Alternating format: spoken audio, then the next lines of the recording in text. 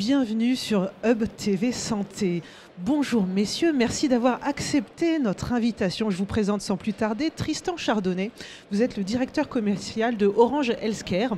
Alors Orange Healthcare, c'est une filiale e-santé du groupe Orange et vous accompagnez la digitalisation du parcours de soins avec un double regard, celui des équipes de soignants mais aussi celui du patient.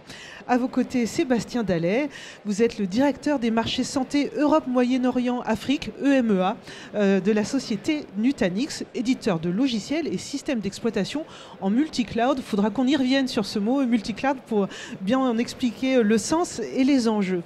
Mais avant tout cela, j'ai utilisé le terme digitalisation. La digitalisation dans le monde de la santé, concrètement, qu'est-ce que ça veut dire et surtout, où en est-on aujourd'hui? Tristan, j'aimerais vous entendre.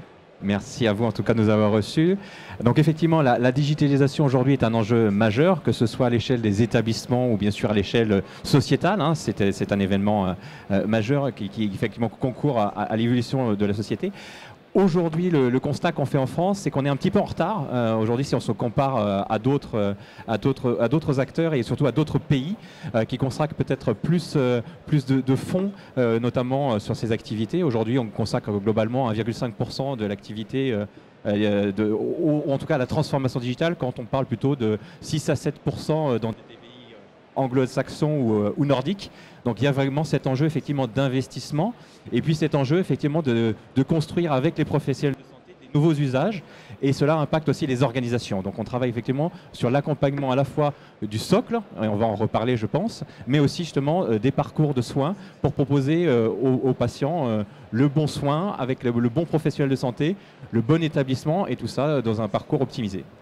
Alors cette digitalisation, Sébastien, j'aimerais aussi vous entendre là-dessus.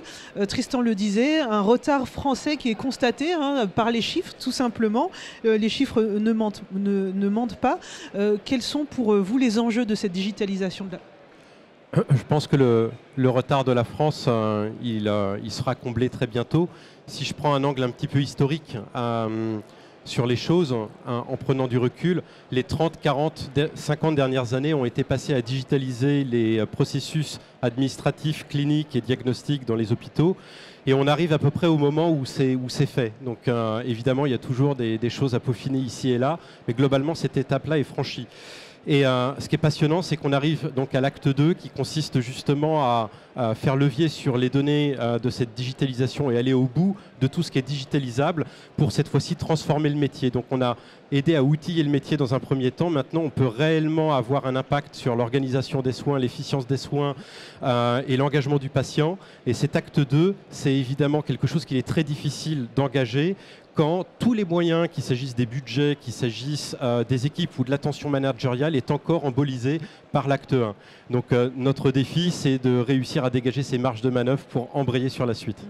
Alors quand on parle de cet acte 2, je vais reprendre votre expression, Sébastien, quelles en sont les difficultés concrètes sur le terrain je crois qu'il y a une volonté de tous les acteurs. Donc, avant de parler des difficultés, il faut parler de ce qui va bien et le souligner. Le deuxième point, c'est le fait que l'acte 1 est plutôt bien engagé, sur le point de se terminer. La véritable difficulté aujourd'hui, c'est de réussir à dégager ces fameuses marges de manœuvre. C'est comment je dégage à partir du moment où une DSI, par exemple, a tous ces personnels engagés dans la gestion du quotidien. C'est évidemment pratiquement impossible d'engager des chantiers d'envergure et il s'agit réellement de chantiers d'envergure. C'est la même chose sur les budgets.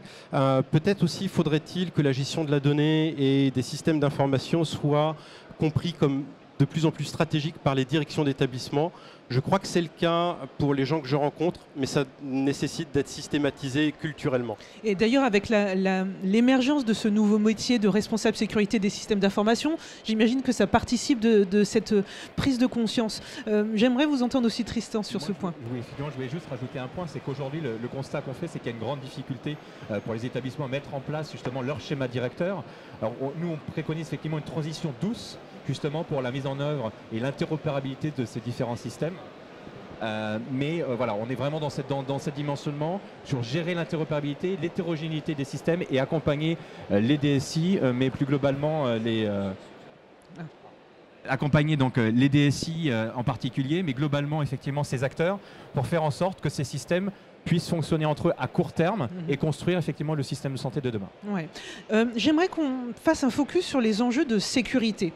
Parce que lorsque l'on parle de système d'information en santé, il y a des enjeux clés autour de l'authenticité, de la traçabilité, de l'identito-vigilance. Bref, tout cela autour du dossier patient informatisé. La sécurité, c'est au cœur aussi de votre travail, Tristan. Alors tout à fait. Aujourd'hui, Orange, grâce aux dernières acquisitions, est devenu un des leaders européens de la cybersécurité. On voit aussi, on a encore vu récemment un hôpital effectivement qui a été hacké avec effectivement 600 postes qui ont été contaminés. Donc c'est vraiment un enjeu. La bonne nouvelle, c'est qu'il y a une vraie prise de conscience des professionnels. Le cadre effectivement de la création des GHT, de l'implication des nouveaux RSSI est un enjeu majeur et nous sommes là aujourd'hui pour les accompagner, pour à la fois anticiper ces risques, pour protéger les infrastructures et surtout anticiper et aussi dire que ces projets de sécurité ne sont pas des projets IT, ce sont vraiment des projets de structure qui impliquent la direction générale, la direction métier, parce qu'on n'est pas sans avoir vu encore, on a été dans un hôpital récemment, un post-it avec les codes d'accès sur un poste accéder au DPI. Donc c'est quand même, il y a aussi un enjeu de transformation, de sensibilisation, donc d'acculturation aussi des acteurs sur ces sujets-là. Alors vous utilisez l'expression de voyage de la donnée. Ce voyage, Sébastien Dallet, il va où? Petite phrase parce que j'ai envie que l'on reparle de cette notion de multi-cloud sur lequel vous travaillez. C'est quoi l'enjeu du cloud pour les établissements aujourd'hui et demain? Alors un premier constat déjà, c'est que le cloud s'invite depuis quelques années timidement sur le salon présent et prend une place de plus en plus importante. Quand on regarde le paysage d'un système d'information moyen dans un groupement hospitalier de territoire, on parle de centaines d'applications. Et tous les éditeurs qui sont aujourd'hui les stands de Paris Healthcare Week doivent faire des choix stratégiques de cloud. Ils ne peuvent pas travailler avec tous les clouds. Quand on a plus de 300, 400, 500 applications, évidemment, vu la diversité d'offres du cloud, ça signifie que tous les groupements hospitaliers de territoire en France vont se retrouver avec des éditeurs qui ont fait des choix de cloud qui sont différents. Et pour ses besoins propres, le groupement peut aussi choisir plusieurs clouds puisqu'il est toujours bon d'avoir plusieurs stratégies d'achat et d'investissement. Dans ce cadre-là, la difficulté, c'est que le cloud est encore une technologie qui est naissante, même si elle a révolutionné de nombreux métiers et qu'elle s'invite aujourd'hui dans la santé grâce au RGPD notamment et à la certification.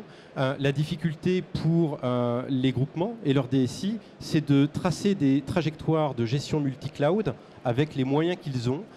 Et aujourd'hui, ce que Nutanix propose, c'est de devenir un peu le Airbnb ou le Booking.com de la gestion multi-cloud en utilisant 3 étapes qui consistent à moderniser d'abord son système d'information en le transformant en un cloud, en y déplaçant finalement toutes ces applications, et on parle de centaines d'applications.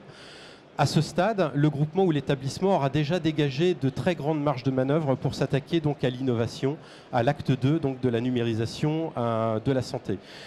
Mais l'étape 3, ça consiste justement à étendre ces capacités qu'ils auront construites pour eux-mêmes en faisant levier sur la diversité des clouds qui sont en compétition les uns avec les autres et qui vont amener pour des problématiques de débordement de capacité ou d'autres problématiques, la capacité pour les groupements d'étendre eux-mêmes leur rayon d'action en faisant le levier sur les clouds. On a besoin pour ça d'une méthode qui soit unique pour gérer tous les clouds. Et aujourd'hui, Nutanix est l'acteur qui permet de réaliser les étapes 1, 2 et 3 pour les DSI. Ouais, alors, une diversité d'acteurs dans le cloud, là aussi, il y a un enjeu de sécurité. On sait qu'il y a une certification HDS hébergeur de données de santé. Aujourd'hui, justement, quand vous travaillez ensemble sur des opérations, quelles sont justement les solutions qui peuvent exister? Alors, c'est tout à fait là que devient en fait, la complémentarité entre des industriels comme Nutanix et Orange. Nous sommes là effectivement pour mettre en œuvre ces infrastructures, faire en sorte que les applicatifs puissent fonctionner entre eux. Donc on est vraiment sur cette dimension. On a obtenu la certification qu'on a annoncée très récemment. Donc nous sommes à la fois agréés et certifiés aujourd'hui. Donc on est capable de mettre en œuvre pour les établissements à la fois des infrastructures de cloud privées, pour les établissements qui le souhaiteraient. On reviendra, je pense, sur un exemple sur lequel on a pu travailler ensemble, mais aussi sur le multi-cloud, les clouds hybrides, et en travaillant aussi avec des acteurs tiers. Et c'est notre force, je dirais effectivement cette orchestration entre les différents clouds cloud en s'appuyant sur les bonnes technologies telles que celles de Nutanix. Alors très rapidement, avant de conclure, j'aimerais que justement on évoque un cas concret. Vous travaillez tous les deux ensemble avec le CHU de Montpellier, où vous êtes en train de mener cette démarche, moderniser l'existant, passer en cloud privé, et ensuite il faudra aller vers cette troisième étape. Comment ça fonctionne avec les équipes de la direction des systèmes d'information ? Alors on s'est attaqué avec le CHU de Montpellier, ou plutôt le CHU de Montpellier a décidé de s'attaquer à un morceau de choix du système d'information qui s'appelle le dossier patient informatique, qui est probablement l'application numéro 1, sans vouloir froisser les autres. Et c'est vraiment le point névralgique de son système d'information. Donc qui peut le plus, peut le moins.